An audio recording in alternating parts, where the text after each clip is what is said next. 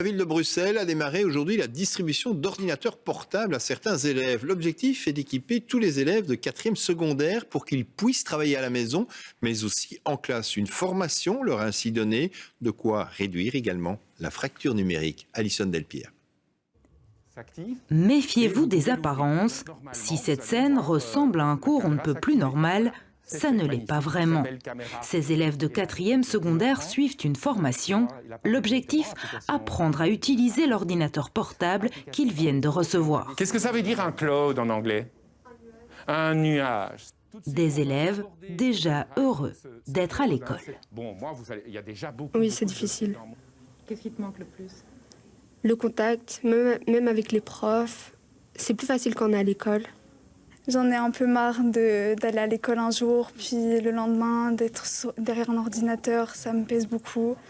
Et on n'a pas le même contact, on ne voit pas nos amis, voilà, c'est fatigant. Guy n'est d'ailleurs pas professeur dans cette école, mais c'est lui qui est chargé de les former. Ils ont déjà l'habitude de ces outils numériques. Maintenant, évidemment, ils ont plus une vision ludique de ces outils. Il faut peut-être un petit peu les aiguiller vers des outils plus bureautiques.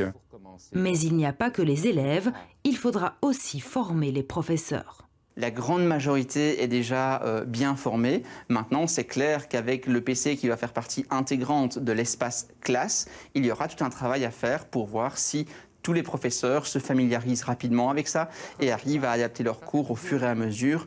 Et ces ordinateurs arrivent au bon moment, cours en distanciel oblige. On n'a plus d'excuses pour ne pas faire nos devoirs. Du coup, on est obligé de réaliser nos devoirs. Et il n'y aura plus de disputes entre frères et sœurs pour savoir qui prend le PC, etc. Et du coup, c'est cool. Au total, 1500 ordinateurs portables seront distribués dans les écoles bruxelloises ces prochaines semaines. Une distribution qui n'est pas seulement liée au contexte sanitaire actuel donc, mais qui vise aussi à rendre l'école plus numérique. Et l'invité de Thomas Galis demain, c'est Caroline Désir, la ministre de l'Éducation. C'est à 7h45 sur La Première.